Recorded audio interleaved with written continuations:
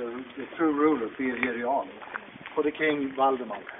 And that was the first part of Saint Birgitta's monastery. She started with that. That was the gift that Kjell told us about, this palace that was then rebuilt into a part of the monastery, and this part was for the nuns. So the nuns, for instance, had their bedrooms or the sleeping hall upstairs. You see all the small windows? So behind each window there were two small rooms for two nuns each. After the Reformation it was closed down, and then it was empty for a couple of decades. Then in the beginning of the 17th century it was then transformed into a home for wounded soldiers, as you can see on that sign, a soldier's house. So soldiers who had lost an arm or a leg or got shot in all those wars, survived, they could live here with their families, like some sort of pension after those wars. That's why you see that gate with the cannons and the spears and things like that. That's from this soldiers' home period. Then beginning of the 19th century, this once again was rebuilt and then used as a prison for criminals.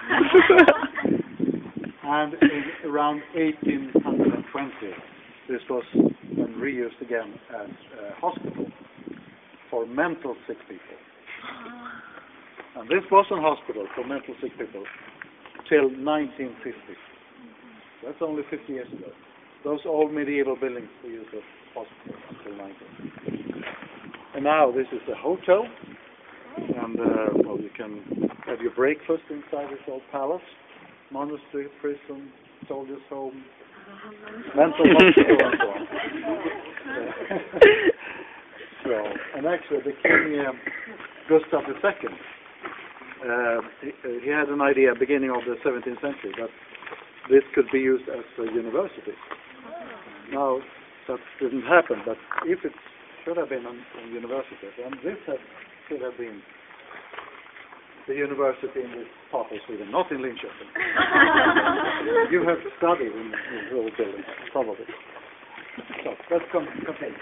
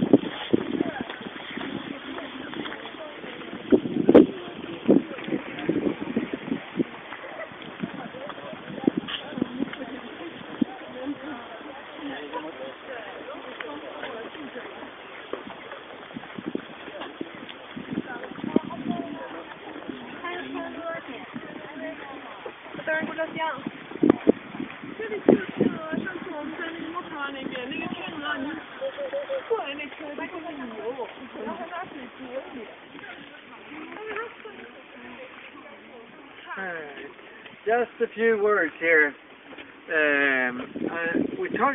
I mentioned that they closed down all the monasteries during the early 1500s or during the 1500s. According to the Lutheran tradition, we didn't have any monasteries until, and they were not allowed until the 1970s, actually. But the nuns returned a little bit earlier, and now there are some nuns living here. So this is a modern monastery with a few nuns according to the St. Brendan's order. So they are back now. After 500 years, they are back. Or 400, because the last one left 1595. So more than 400 years. Well, 400 years they're back. But it's only nuns, no monks. No monks, no. So they don't keep that sort of tradition to have both females and males. Only nuns, few nuns. See all the flags? That's for this crayfish festival that starts tomorrow. So everywhere there are cages to catch the crayfish all over this bay. So tomorrow and on Saturday they will have this festival.